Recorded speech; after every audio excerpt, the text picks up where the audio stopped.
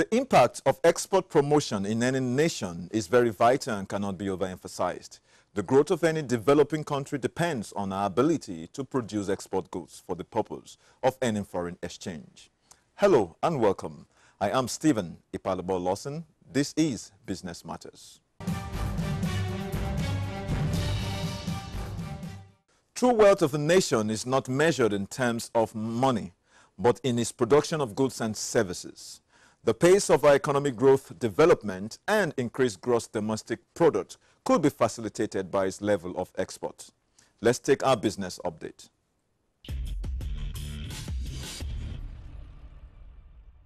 On our business update this week, Ministry of Trade on Nigeria's Industrial Revolution Plan, the Edge Series Student Summit. The 5-year Nigeria Industrial Revolution Plan is designed to leverage on the sectors the country has comparative advantage in, with a view to diversifying the economy and enhance the gross domestic product. The week-long capacity-building workshop on business planning and performance monitoring, therefore, offered participants requisite knowledge and skills in business solutions for effective project facilitation. The training also included the use of statistical data for economic analysis. We've been exposed to new and fresh ways of business planning, how we can address the needs of our investors. We learn how to use research and development to drive different sectors. Senior Statistics Officer, United Nations Industrial Development Organization, Valentin Todorov, says the program is part of the implementation support for the United Nations Agency to help Nigeria achieve quick, tangible results in industrialization drive. UNIDO provides methodology, teaches how to select the best sectors for industrialization of the country. We thought that we need some international partnership that can basically enhance the capacity of the people that will midwife the implementation of the plan. The capacity building workshop is fourth in the series, organized by the Federal Ministry of Industry, Trade and Investment for its project officers, officials in relevant ministries, departments and agencies of the federal government.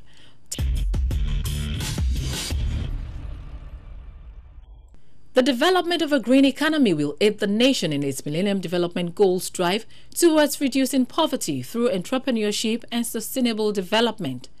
It is against this background that the Edge Series recently organized Student Summit tagged A Green Economy, Building Sustainable Wealth Towards National Development. The organizer of the Student Summit speaks.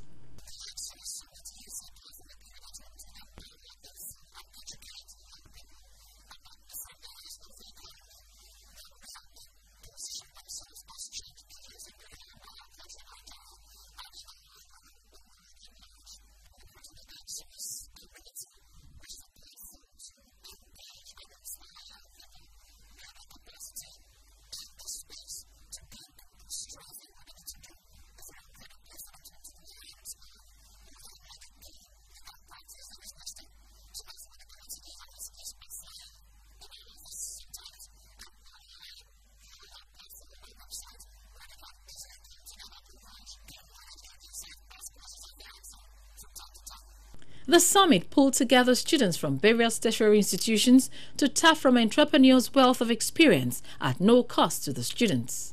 Speakers at the event emphasized on entrepreneurship and sustainable development as a tool to transition into a green economy.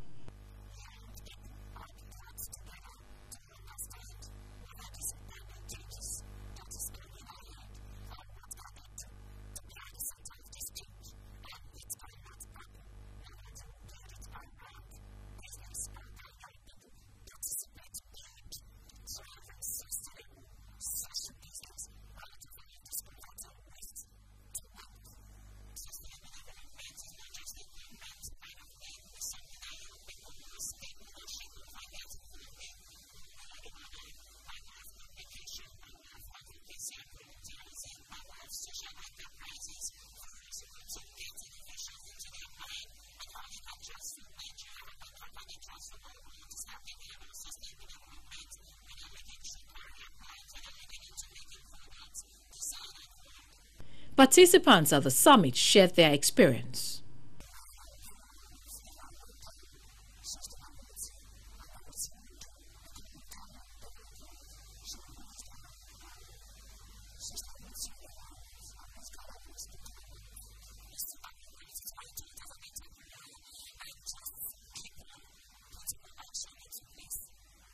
The Edge Series Student Summit 2017 is aimed at empowering youths with business-oriented skills.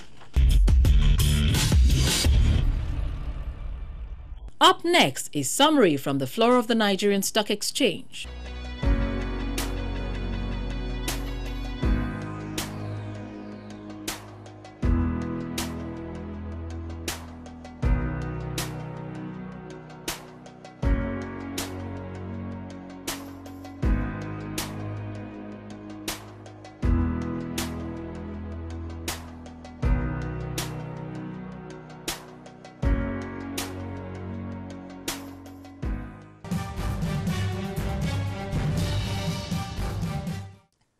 Economists are of the opinion that every nation principally depends on our foreign trade, which is composed of export and import for our economic survival.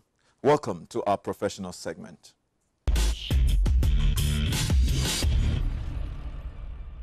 Welcome back. This is Business Matters, and this is the segment where we throw more light on some of the expert opinions and insights that can help your business to become as successful as you hope for. And joining me in the studio to discuss the topic, the impact of export on Nigeria's economy, is an individual, a professional, who definitely is synonymous with the word export or exportation. And that's the person of Mr. Femi Boyede. You're welcome, sir. Thanks so much, Stephen. It's good to have you in the studio, finally. Thank you. Yeah.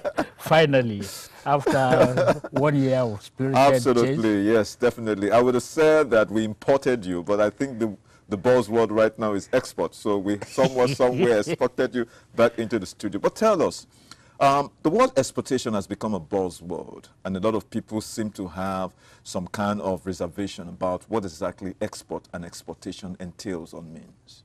So would you want to throw more light on exactly what export and exportation is, especially within the context of the Nigerian economy? Yeah, well, thank you so much. Well, I'm a fish in water now, not a fish out of water. If I were to claim some element of prophetic gift, I would say that my gift has been to predict that someday Nigeria is going to come to the situation where we are today, and that means finding ourselves confronted with no other choice than to toe the path of developing our non-oil export resources and potentials. The truth is that the world is dynamic, and by the dynamism of the global economy, there is now a specific, deliberate, intentional shift away from oil. So unless we're going to develop a taste bud to physically consume our oil, we now know that by 2025, the United Kingdom is going to phase out vehicles that consume any form of oil, whether it's PMS or diesel. Already, America is exporting its own version of oil. So America is no longer a big import market for Nigeria's crude. Germany is already on electric vehicles. Spain is doing that part. France has also set a 2025. So we're going to get to a situation where Nigeria, even if all militants have been brought back into the national mainframe and there's no more militancy, there's no more bombs, and we are going to have 4 million barrels per day, and we're going to have freedom to export and sell to whoever we wish, and everything will go in favor of oil, but oil itself will no longer be attractive. Yeah, but there's already there. Yeah, there's already been a case in terms of public discourse that Nigeria is already a diversified economy, because by some of the statistics from the Nigerian Bureau of Statistics, you've definitely see your GDP has the telecoms, has the services, has all that as contributors to the total national output. So all of this campaign where people say Nigeria is a monolithic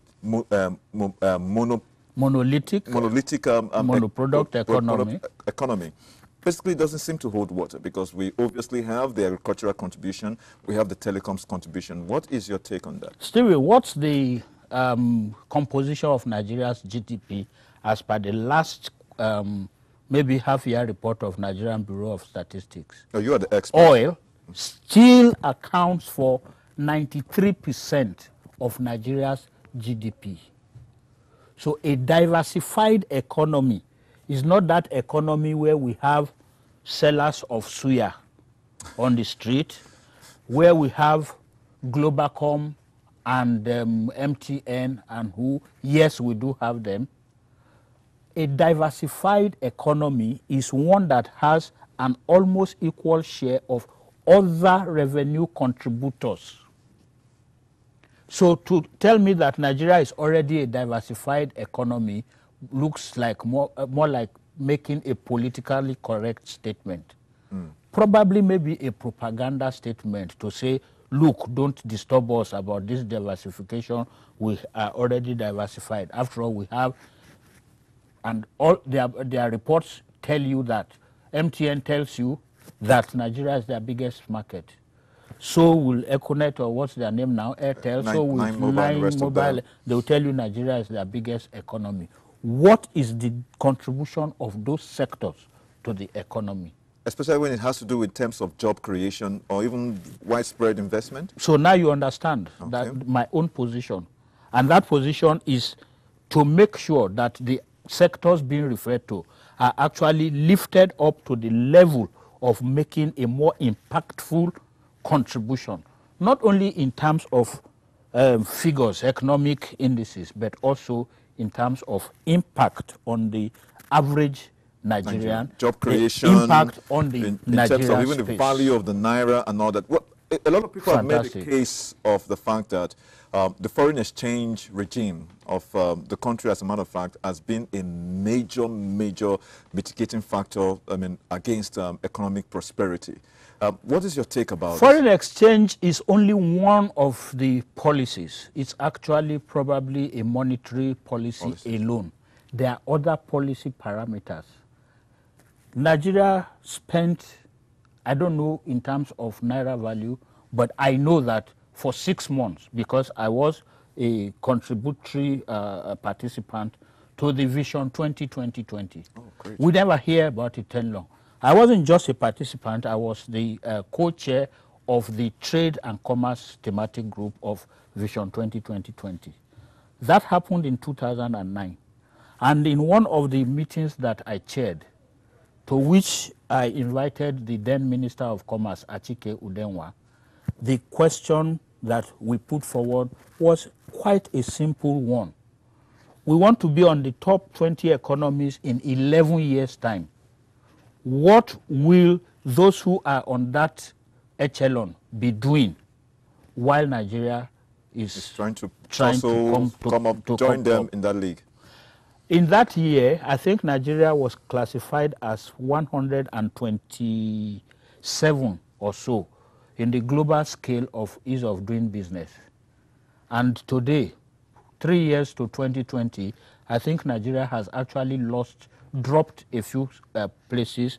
We're probably 131 now, which means that we're moving further away from our collective aspiration as a nation. You mentioned services export. Well, I add the word export because everything, I think, has to be from the point of view of export. Right. When the last administration rebased Nigeria's economy and we suddenly became a paper tiger. I say paper tiger because we emerged as Africa's largest economy, but probably with the greatest inflation, the highest unemployment, the highest degradation of infrastructure, and the most difficult environment to operate in. That's true. So there is already the French will say décalage, a discrepancy, disconnect between the paper rating and the economic reality. But Mr. Boyede, one of the things that concerns me so much, man, you mentioned that in terms of the word impact. And we know that a lot of people have made a case of domestic direct investment as against driving an outward, economic agenda. And export is obviously outward. Are we saying that if we create a very, very dynamic inward economy, Nigerians' standard of living, which obviously is what we're all targeting towards, will not be better off if we were exporting? There is no argument that you will put before me that will convince me that improving the domestic business environment is isolated or can be isolated from our drive to sell abroad. Nigeria cannot be a pariah nation. Nigeria operates within the committee, COMITY, of nations, in which case Nigeria is going to need to sell abroad.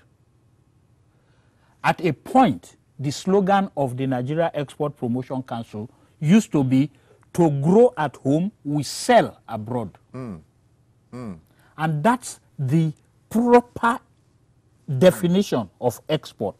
To grow at home and sell abroad. So is that slogan still ongoing? No.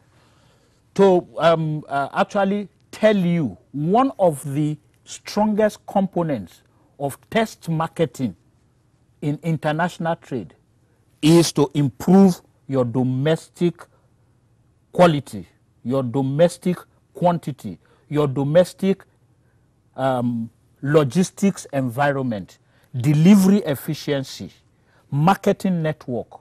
So you use the domestic environment to test market so that you now go and grab your, your own share of the international market. Don't forget that the strength of international economy is actually the convertibility of the local currency. Yes, that's true. That's a point. So you can continue to wish that the Naira is the strongest economy in the world. It is not by wish, it is not by desire, it is not by legislation. It is as a result of your country's performance in the international market. That is called global market share. Experts like yourself and several other Nigerian thought leaders have brought up have actually been focused on the manufacturing sector. I mean, United Nations Trade and Development Agency, so to speak, UNCTAD, has actually made the fact that the manufacturing sector's contribution over the years, especially for African nations, have actually declined as against those figures in the 70s and the 80s. Will you be of the opinion that for us to be able to attain that level in terms of the trade relationship in the Committee of Nations, the manufacturing sector in-house must be functional? Specific, 110% I'm in support of that position. The manufacturing being different from the services. I mean, because people make a case that you can run a service-based economy and still be as robust as any economy in the world. People never, and people argue that without manufacturing, you can't be a developed country. I can't disprove. I will not even attempt to dispel any of those positions. Some of the fastest growing economies on the African continent are built around services. But you need services to support manufacturing. But to come back to the beginning of your question, until we are able to recapture our manufacturing prowess, our aspiration to regain economic glory will be a mirage. But what about policy? Where does the role of policy? I'll come to that. Okay. ECOWAS can be our first captive market. Indeed, some 10 years ago, you could prove empirically that 70% of manufactured products consumed and utilized on the West Coast actually emanated from Nigeria. That's true. As of today, by grading, Nigeria's electric wire cables are still rated as the best in the world. I'm not saying one of the best in the world. Because of the deposit of the kind of solid minerals we get, our cement, and that's why that we are making waves in the cement industry, not only locally, but now we are exporting cement. So if you take some of cocoa powder, for example, Nigeria's cocoa powder supersedes in aroma that of Cote d'Ivoire and Ghana. And yet we've now dropped to the 7th largest producer of cocoa. We started at par with Ghana some 15 years ago. As an expert, as a way of wrapping up, and I hope that my producer will put together another time for us to have you again to expand on this discourse. What is the way forward from where we are? Is there light at the end of the tunnel? Oh, certainly there's light at the end of the tunnel. In fact, you can already begin to perceive the beams of the rays of light coming up. There are initiatives. There is action. There's friction, which is different from paying lip service. It is for us to encourage government and support with whatever little we have inside of us. And by us, I'm not only talking about Femi Boyede, I'm talking about every Nigerian out there who has one idea or the other to contribute to economic rebirth. So in terms I'm talking about our eggheads who have the mental capacity to produce the best economic theories in the world, to now begin to adapt them to the local environment. Let's not condemn. Let's not all be on the antagonism part every time. Let's give kudos to government for what they are doing. Let's come and make available our competencies and skills. Oh. That way, we can then together rebake the Nigerian national cake. All right, thank you so very much. Well, viewers, if you've just joined us or you've been staying tuned, you realize that this has been a very, very fire-branded interview section with Mr. Femi Boyede. We've been talking on the topic, we've been discussing the topic, the impact of export on the Nigeria's economy, and this is quite amazing. We all have one thing to contribute to making sure that we become a very successful country. Please stay tuned. Business Matters continues. Finally, we bring you business success tips.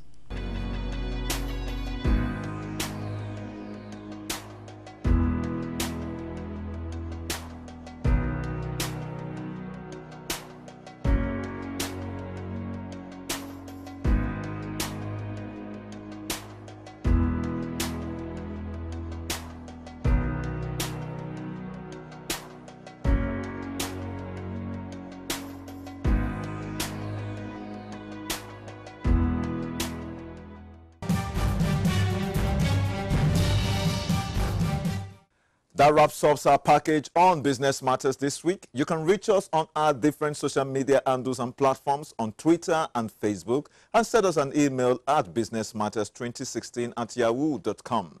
Till I come your way next week, I am Stephen Ipalebo Lawson. Thanks for watching.